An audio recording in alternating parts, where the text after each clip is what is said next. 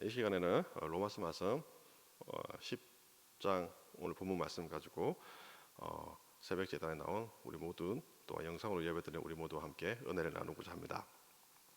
오늘 1절 말씀에 보니까 유대인들에 대하여서 계속해서 사도 바울을 통하여서 하나님께서는 말씀하기를 원하십니다. 1절 말씀에 보니까 하나님께 구하는 바는 이스라엘을 위함이니 라고 말씀을 하고 계십니다. 지금 계속해서 어제 읽었던 그저께 보았던 로마서 9장 말씀에 이어서 로마서 10장 말씀에서도 연이어서 이스라엘들, 그러니까 유대인들을 위하여서 계속해서 말씀하기를 원하고 그들을 위하여서 계속해서 기도하기를 원하십니다. 왜 계속해서 이스라엘을 위하여서 기도를 하고 이스라엘을 위해서 계속해서 말씀을 증거하기를 원하십니까? 왜 이스라엘이 문제가 됩니까?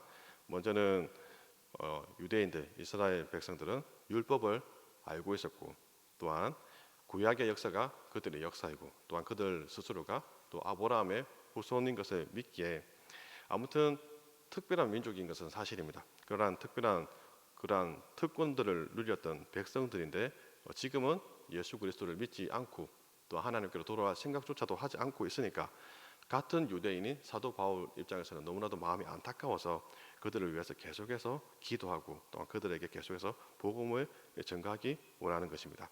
근데 그들에게 계속해서 복음을 전가하는 가운데 오늘 유대인들에 대하여서 조금 더 그들이 왜 이렇게 그리스도께로 돌아오지 않고 그들 나름대로 자기들의 아주 그 전통을 유지하면서 자기들 방식대로 계속해서 살아가는지에 대해서 2절 말씀에서 이렇게 말씀합니다. 내가 증언하노니 그들이 하나님께 열심은 있으나 올바른 지식을 따른 것이 아니니라 라고 말씀하고 계십니다. 유대인들 향해서 분명하게 이렇게 이야기를 합니다. 열심은 있지만 무엇이 없다고요? 올바른 지식을 따른 것이 아니다라고 분명하게 말씀을 하고 계십니다. 실제로 그렇죠. 유대인들이 예수 그리스도를 못 박을 때 정말로 못 박은 이유가 무엇입니까? 라고 질문하면 요한복음 19장에서 말씀합니다. 예수님이 자신이 하나님의 아들이라고 이야기를 할 때 유대인들은 그때 그 순간만큼은 도대체 안에서 이렇게 올라오는 분노를 참을 수가 없어서 예수를 십자가에 못 박아야 됩니다라고 이야기를 합니다. 유대인들에게 있어서는 절대로 인정할 수 없는 것이 있죠. 예수가 하나님이십니다. 그 사실만큼 인정할 수가 없는 것입니다. 유대인들은 정말이지 오늘 2절에 있는 말씀처럼 열심히 특심인 사람들이 유대인들입니다. 그러나 말씀처럼 이들이 가지고 있는 열심은 어디까지나 맹목적인 열심이죠. 2절에서 말씀하시는 것과 같이 올바른 지식을 따라서 열심을 가진 것은 절대로 아닙니다. 만약 올바른 지식, 올바른 영적인 지식을 가졌다고 한다면 예수님은 십자가에 못 박지 않았을 것입니다. 그들에게는 제대로 된 영적인 지식이 없는 거죠. 그들에게는 제대로 된 영적 지식이 없이 맹목적인 열심을 가지고 있는 사람들이 유대인입니다 라고 우리에게 설명을 하고 계십니다. 실제적으로 우리 역시도 신앙생활을 할 때 보면 이게 참 문제가 될 때가 있죠. 제대로 된 영적인 지식, 영적인 우리가 가져야 될 그러한 진리의 말씀들 없이 맹목적인 열심은 어쩌면 유대인들과 같이 문제가 될지도 모르겠습니다. 아무튼 유대인들은 분명한 것은 올바른 지식을 따르지 않고 그들만의 맹목적인 열심만 가지고 있어서 이들에게는 분명한 것은 문제가 된 것입니다. 특별히 그것을 좀 더 구체적으로 이야기를 합니다. 3절 말씀에 보니까 이렇게 이야기를 하죠.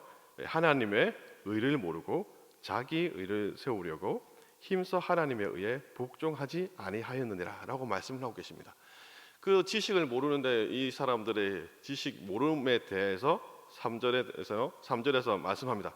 하나님의 의를 모른다라고 이야기를 합니다. 알고 있는 것은 무엇만 알고 있습니까? 자기들의 의만 알고 있다는 거죠. 하나님의 의, 예수 그리스도를 알지 못하고 자기들의 의, 지금까지 자기들이 아브라함의 후예이고 구약의 율법을 가지고 있고 구약의 역사가 그들의 역사이고 등등의 이러한 자기들의 잘난 부분들, 우리는 이렇게 의로운 백성이고 우리는 이렇게 잘난 사람들입니다 라고 하는 자기들의 의, 이것을 포기할 수 없다는 거예요.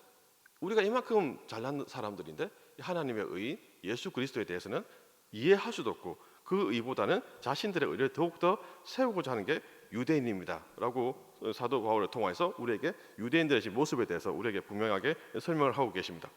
좀 더 구체적으로는 6절하고 7절 말씀을 보죠. 6절 말씀과 7절 말씀을 보니까 이렇게 말씀합니다. 내 마음에 누가 하늘에 올라가겠느냐. 그리고 7절 말씀에 보니까 또 그리스도 7절 말씀을 보니까 누가 무저갱에 내려가겠느냐라고 말씀하고 계시죠. 다시금 이야기하면 누가 하늘에 올라가겠고 누가 무정하게 내려가서 그 높은 하늘 보좌 위에서 이 땅에 내려오셔서 제 문제를 해결하시고 또한 죽음의 문제를 해결하기 위해서 누가 저 무저갱까지 내려가서 올라오겠느냐. 이 예수 그리스도밖에 할 수가 없는데 어떻게 그 일들을 너희들이 감당할 수 있겠다라고 이야기를 하는 것입니까? 말씀하시는 거죠.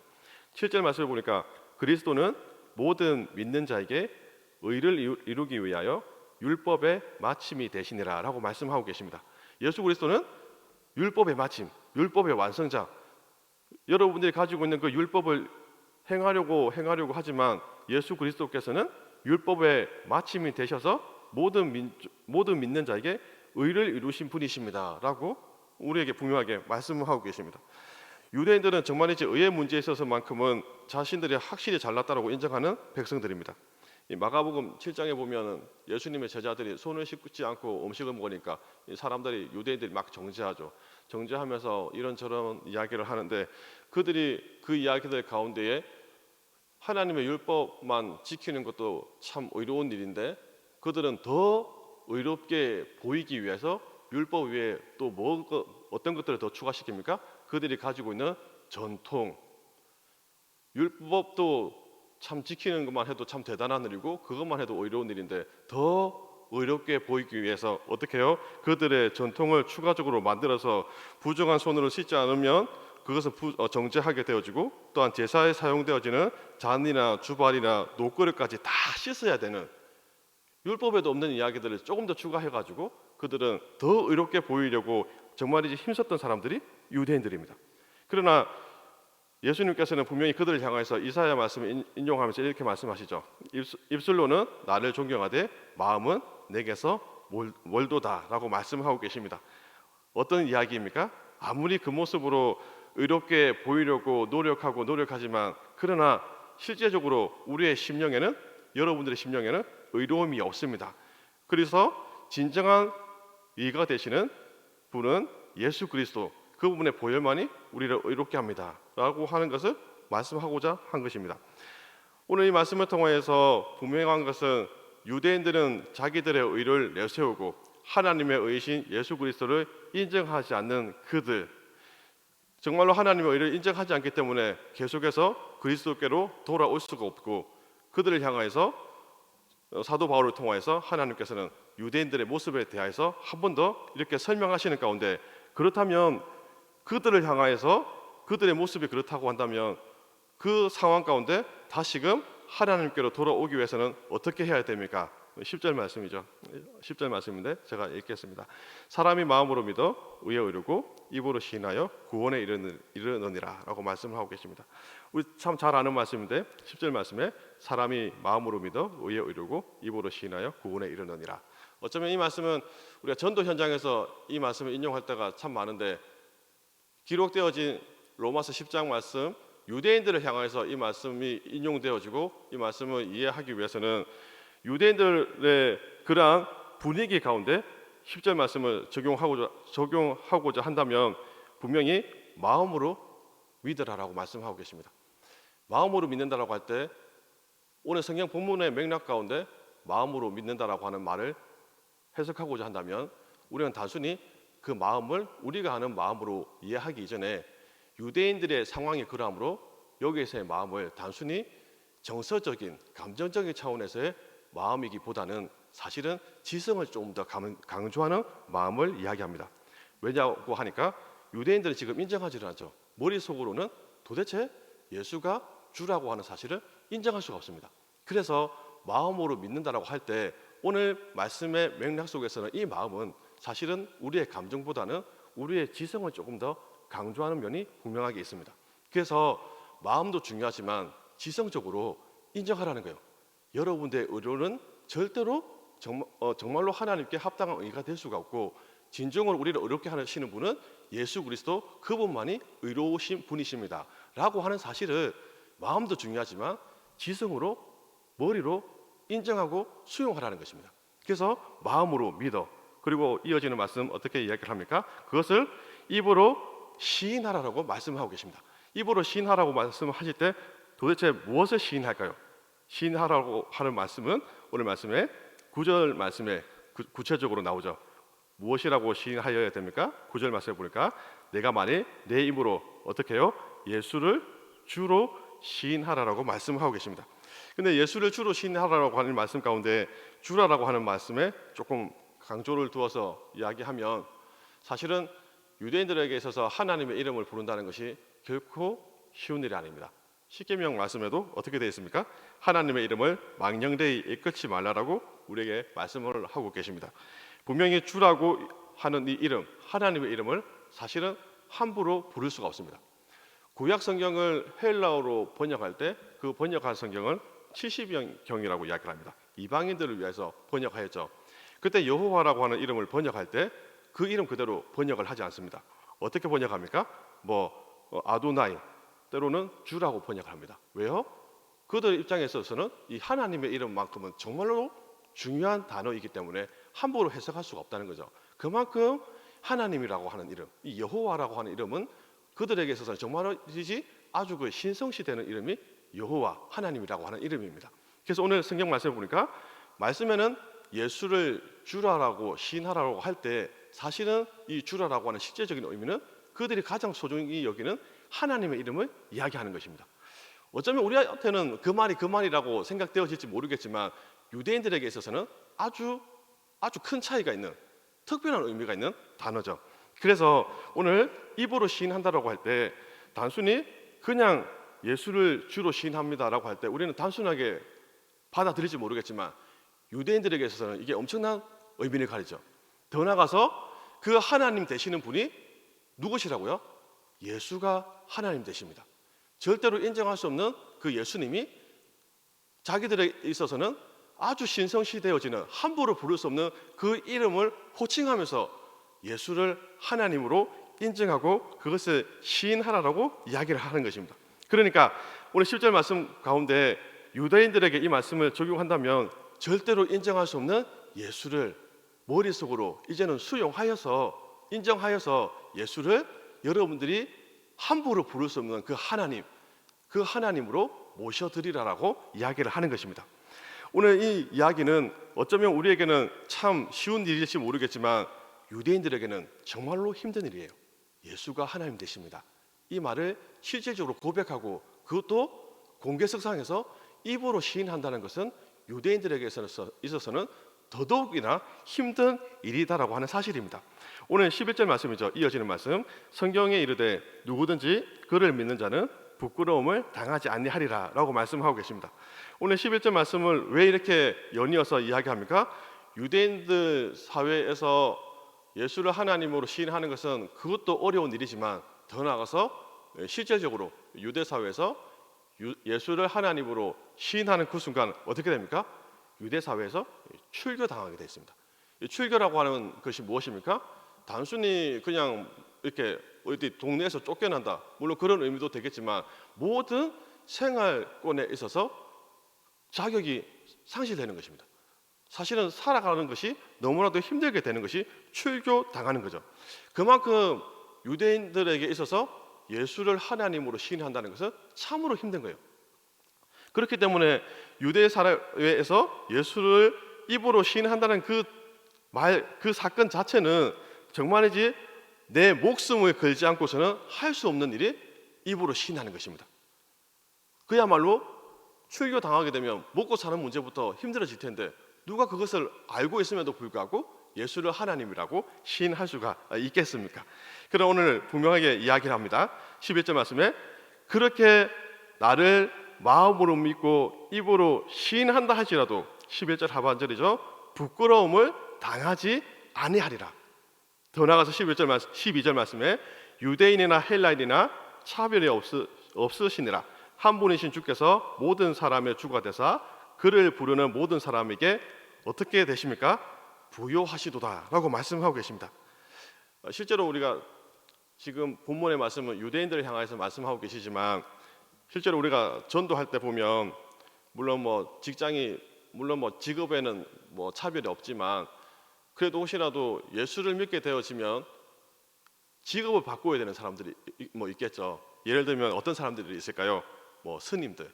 실제로 예수님 믿는데 계속해서 부처를 섬기고 그렇게 할 수가 있겠습니까? 그렇게 할 수 없죠. 또 어떤 사람들이 있을까요? 점쟁이들, 당연하겠죠. 지금까지 막 신을 모시고 막 점치고 했던 사람들인데 예수님 믿었는데 어떻게 그 일들을 계속 할 수가 있겠습니까? 또 뭐 어떤 사람들 있을까요? 좀 뭐 예를 들면 뭐 좀 나쁜 뭐 유흥업소라든지 뭐 그런 분들은 이제 예수님을 주님으로 모시니까 그래도 이제 좀 거룩한 삶을 살아야 되니까 뭐 그런 등등의 일들은 조금 정리를 하지 않아야 되나 생각이 되어집니다. 아무튼 그런 사람들을 향해서 예수님 믿으라고 전도할 때 어쩌면 생각될 것 같아요. 신을 모시면서 점을 치는 사람이 예수님을 믿게 되어지면 그 이후로부터 이 굿하는 일을 하지 못할 텐데, 그럼 이 사람은 과연 무엇을 먹고 살아가야 될까요? 전도하는 입장에서는 좀 그런 생각을 할 수도 있을 것 같아요. 내가 이 사람에게 전도를 했는데 이 사람이 예수를 믿었는 거예요. 이제 점쟁이 하는 일을 전부 다 내려놓고 이제 업을 바꿔야 되는데, 지금까지 점쟁이 하고 살았는데 과연 이 사람이 무엇을 먹고 살아야 될까요? 어쩌면 전도하는 입장에서도 예수는 우리의 하나님이 되시고 우리의 모든 문제의 해결자가 되십니다라고 강력하게 선포하였지만, 실제로 먹고 사는 문제가 그 사람에게 있어서 뭔가가 문제가 될 때 과연 우리는 예수님의 이름을 정말로 확신하면서 과연 전도할 수가 있을까요?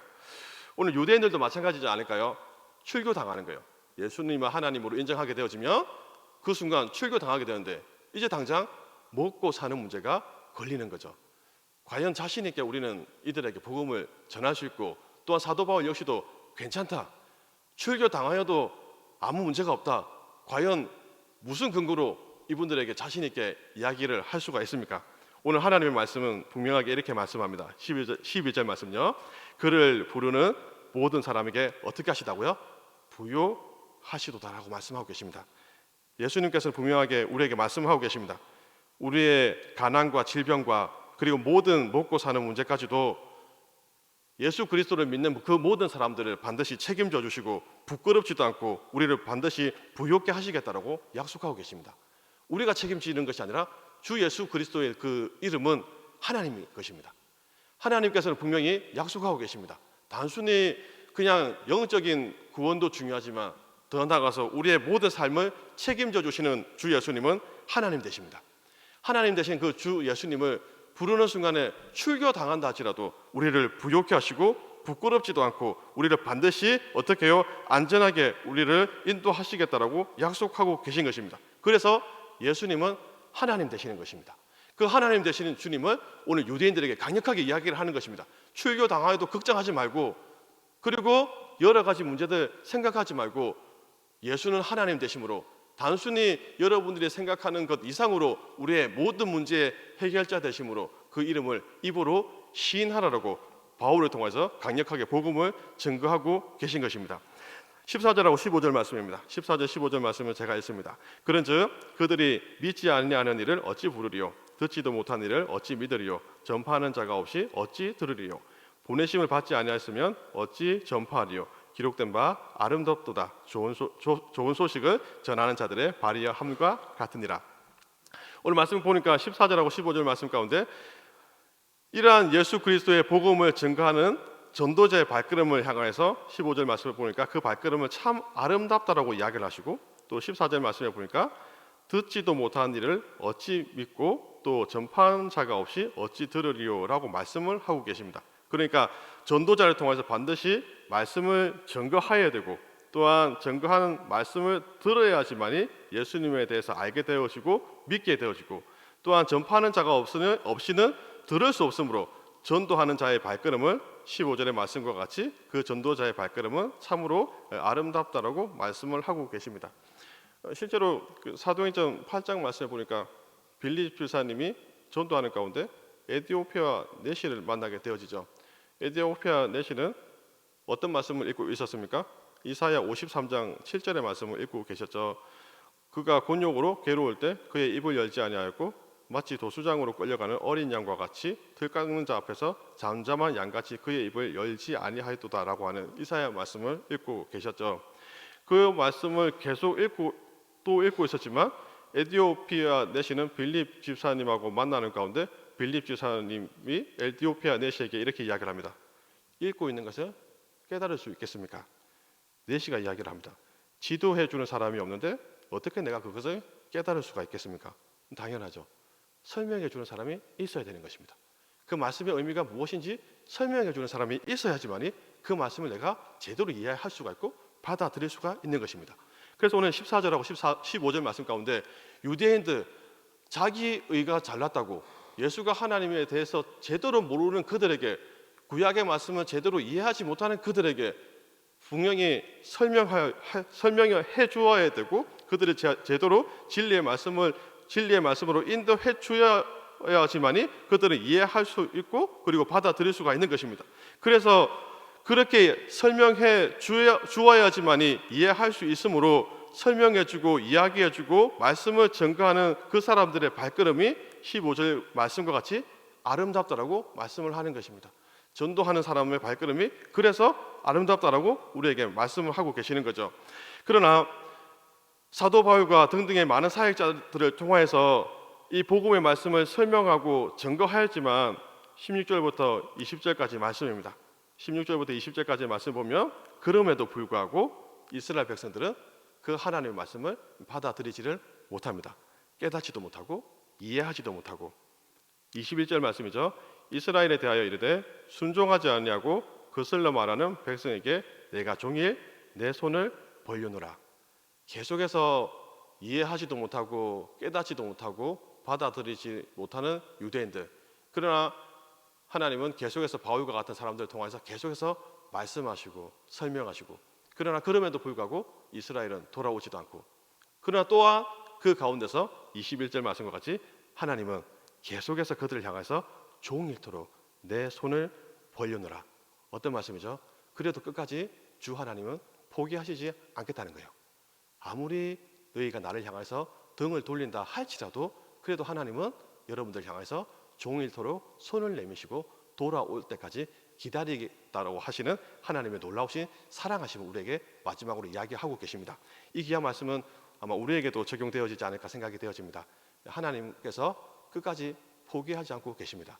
혹시라도 가정에서나 또한 여러분들 사회 가운데 전도하는 전도의 대상자가 있다면 우리는 포기하지 모르겠지만 하나님은 끝까지 포기하지 않으시나라고 우리에게 말씀을 하고 계십니다. 하나님의 사랑, 하나님의 인내, 이 하나님의 놀라우신 구원의 계획을 다시 한번 우리 가운데 은혜가 되어서 끝까지 하나님께서도 포기하시지 않는 한 가정의 구원과 또한 직장 동료를 향한 그 사회 가운데 전가하는 복음의 여러 가지 열정들을 포기하지 않는 은혜가 있기를 간절히 소망합니다. 하나님도 포기하지 않는 이 구원의 계획 가운데 여러분들도 끝까지 쓰임 받기를 간절히 원하고 한 영혼 구원하는데 최선을 다할 수 있는 귀한 여러분들 될 수 있기를 주의 이름으로 축복합니다. 기도하겠습니다. 좋으신 아버지 하나님 감사를 드립니다. 아버지 하나님 도와주시고 은혜를 베풀어 주시옵소서. 하나님 유대인들이 걸어갔던 길들을 우리가 걸어가지 않기를 간절히 원합니다. 하나님이여 열심은 있으나 올바른 지식이 없었던 그 유대인들, 자신의 의만 내세우려고 하였던 유대인들, 아버지 하나님이여 정말로 우리에게 은혜를 더하여 주셔서 우리에게 영적인 진리의 말씀으로 날마다 깨우쳐 주셔서 진리 가운데 거하게 하시고 진리의 말씀으로 무장하게 하시고 진리의 말씀대로 걸어갈 수 있도록 축복하여 주시옵소서.